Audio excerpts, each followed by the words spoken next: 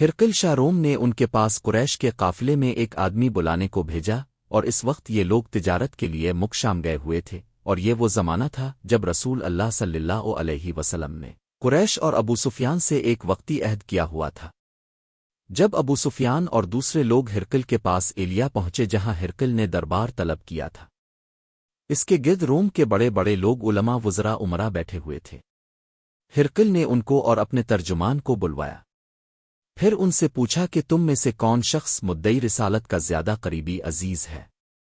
ابو سفیان کہتے ہیں کہ میں بول اٹھا کہ میں اس کا سب سے زیادہ قریبی رشتہ دار ہوں۔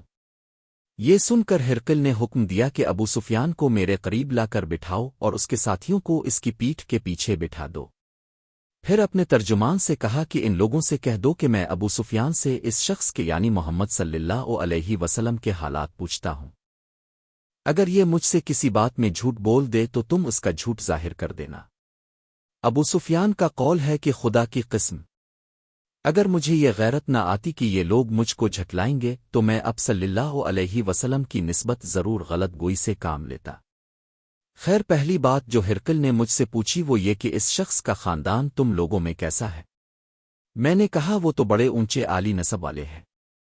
کہنے لگا اس سے پہلے بھی کسی نے تم لوگوں میں ایسی بات کہی تھی؟ میں نے کہا نہیں۔ کہنے لگا اچھا اس کے بڑوں میں کوئی بادشاہ ہوا ہے؟ میں نے کہا نہیں۔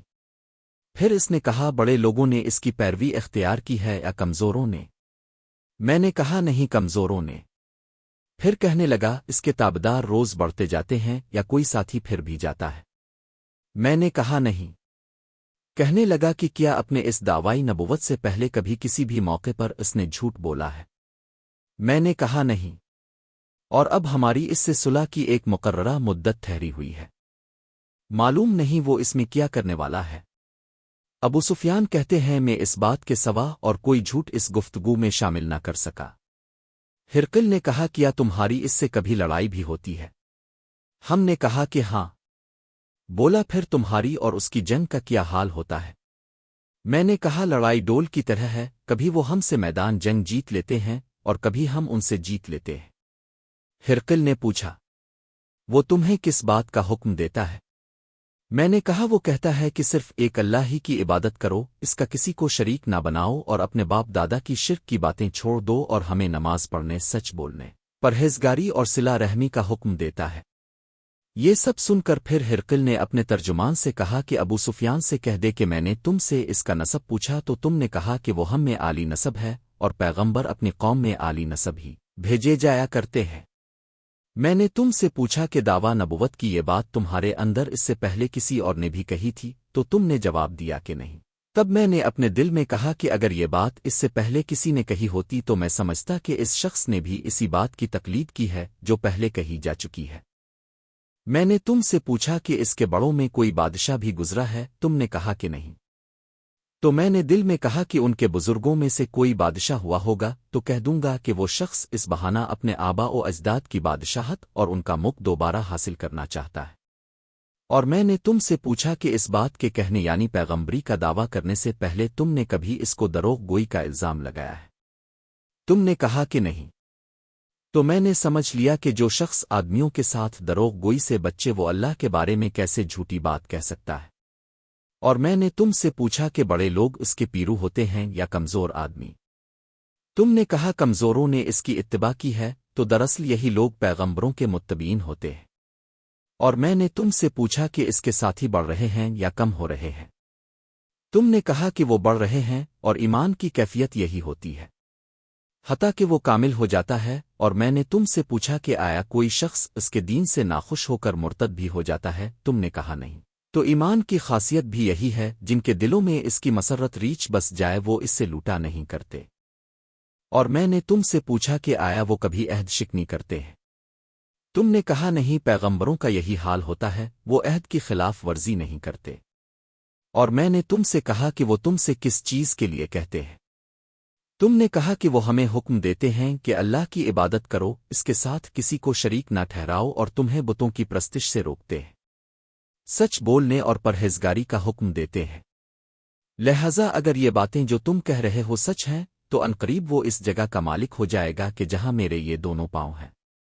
مجھے معلوم تھا کہ وہ پیغمبر آنے والا ہے، مگر مجھے یہ معلوم نہیں تھا کہ وہ تمہارے اندر ہوگا۔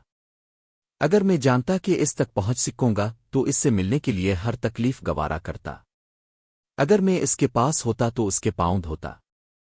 ہرقل نے رسول اللہ صلی اللہ علیہ وسلم کا وہ خط منگایا جو اپنے دھا کلبی رضی اللہ عنہ کے ذریعہ حاکم بصرہ کے پاس بھیجا تھا، اور اس نے وہ ہرقل کے پاس بھیج دیا تھا۔ پھر اس کو پڑھا تو اس میں لکھا تھا اللہ کے نام کے ساتھ جو نہایت مہربان اور رحم والا ہے۔ اللہ کے بندے اور اس کے پیغمبر محمد صلی اللہ علیہ وسلم کی طرف سے یہ خط ہے شاروم کے لیے۔ اس شخص پر سلام ہو جو ہدایت کی پیروی کرے، اس کے بعد میں آپ کے سامنے دعوت اسلام پیش کرتا ہوں۔ اگر آپ اسلام لے آئیں گے تو دین و دنیا میں سلامتی نصیب ہوگی، اللہ آپ کو دوہرا ثواب دے گا، اور اگر آپ میری دعوت سے روگردانی کریں گے تو آپ کی رعایا کا گناہ بھی آپ ہی پر ہوگا۔ اور اے اہل کتاب، ایک ایسی بات پر آ جاؤ جو ہمارے اور تمہارے درمیان یکساں ہے، وہ یہ کہ ہم اللہ کے سوا کسی کی عبادت نہ کریں اور کسی کو اس کا شریک نہ ٹھہرائیں، اور نہ ہم میں سے کوئی کسی کو خدا کے سوا اپنا رب بنائے۔ پھر اگر وہ اہل کتاب اس بات سے منہ پھیر لیں تو مسلمانوں، تم ان سے کہہ دو کہ تم مانو نہ مانو، ہم تو ایک خدا کے اطاعت گزار ہیں۔ ابو سفیان کہتے ہیں جب ہرقل نے جو کچھ کہنا تھا کہہ دیا اور خط پڑھ کر فارغ ہوا تو اس کے ارد گرد بہت شور و غوغا ہوا، بہت سی آوازیں اٹھیں اور ہمیں باہر نکال دیا گیا۔ تب میں نے اپنے ساتھیوں سے کہا کہ ابو کبشہ کے بیٹے حضرت صلی اللہ علیہ وسلم کا معاملہ تو بہت بڑھ گیا، دیکھو تو اس سے بنی اصفر روم کا بادشاہ بھی ڈرتا ہے۔ مجھے اس وقت سے اس بات کا یقین ہو گیا کہ حضور صلی اللہ علیہ وسلم عنقریب غالب ہو کر رہیں گے، حتیٰ کہ اللہ نے مجھے مسلمان کر دیا۔ راوی کا بیان ہے کہ ابن ناطور ایلیا کا حاکم ہرقل کا مصاحب اور شام کے نصار کا لاٹ پادری بیان کرتا تھا کہ ہرقل جب ایلیا آیا ایک دن صبح کو پریشان اٹھا تو اس کے درباریوں نے دریافت کیا کہ آج ہم اب کی حالت بدلی ہوئی پاتے ہیں، کیا وجہ ہے؟ ابن ناطور کا بیان ہے کہ ہرقل نجومی تھا، علم نجوم میں وہ پوری مہارت رکھتا تھا۔ اس نے اپنے ہم نشینوں کو بتایا کہ میں نے آج رات ستاروں پر نظر ڈالی تو دیکھا کہ ختنہ کرنے والوں کا بادشاہ ہمارے ملک پر غالب آ گیا ہے۔ بھلا اس زمانے میں کون لوگ ختنہ کرتے ہیں؟ انہوں نے کہا کہ یہود کے سوا کوئی ختنہ نہیں کرتا، سو ان کی وجہ سے پریشان نہ ہو۔ سلطنت کے تمام شہروں میں یہ حکم لکھ بھیجیے کہ وہاں جتنے یہودی ہوں سب قتل کر دیے جائیں۔ وہ لوگ انہی باتوں میں مشغول تھے کہ ہرقل کے پاس ایک آدمی لایا گیا جسے شاہ غسان نے بھیجا تھا۔ اس نے رسول اللہ صلی اللہ علیہ وسلم کے حالات بیان کیے۔ جب ہرقل نے سارے حالات سن لیے تو کہا کہ جا کر دیکھو وہ ختنہ کیے ہوئے ہے یا نہیں۔ انہوں نے اسے دیکھا تو بتلایا کہ وہ ختنہ کیا ہوا ہے۔ ہرقل نے جب اس شخص سے عرب کے بارے میں پوچھا تو اس نے بتلایا کہ وہ ختنہ کرتے ہیں۔ تب ہرقل نے کہا کہ یہی محمد صلی اللہ علیہ وسلم اس امت کے بادشاہ ہیں جو پیدا ہو چکے ہیں۔ پھر اس نے اپنے ایک دوست کو رومیہ خط لکھا، اور وہ بھی علم نجوم میں ہرقل کی طرح ماہر تھا۔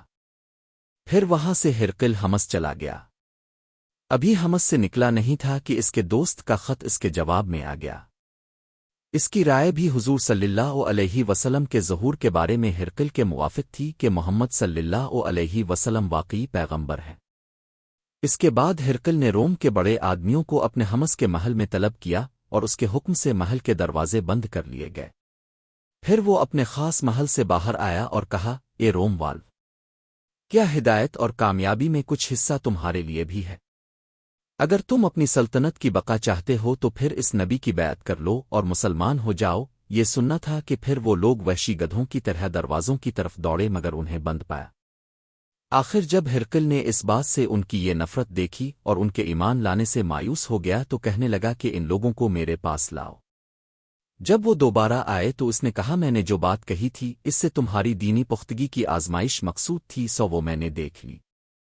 تب یہ بات سن کر وہ سب کے سب اس کے سامنے سجدے میں گر پڑے اور اس سے خوش ہو گئے۔ بالآخر ہرقل کی آخری حالت یہی رہی۔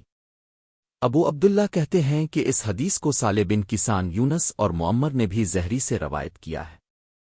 صحیح بخاری حدیث نمبر 7۔